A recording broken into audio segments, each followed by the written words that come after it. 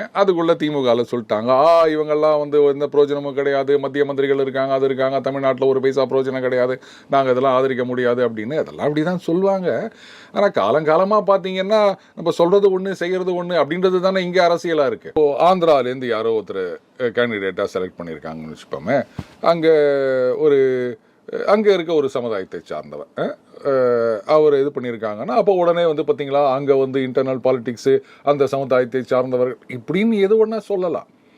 அதுக்கு இதுக்கு சம்மந்தம் கிடையாது.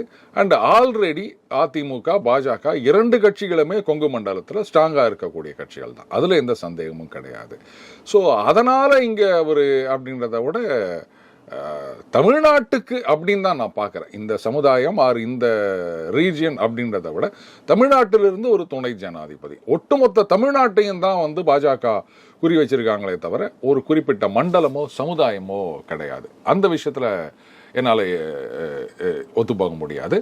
அவங்கள பொறுத்த வரைக்கும் தமிழ்நாட்டுக்கு அவங்க நிறைய இம்பார்ட்டன்ஸ் கொடுத்துட்டு இருக்காங்க. தமிழ்நாட்டிலிருந்து நிறைய தொகுதிகள் வெற்றி பெற வேண்டும்னு நினைக்கிறாங்க. அதனுடைய ஒரு பார்ட்டாக ஒன்றா இதை பார்க்கலாம்.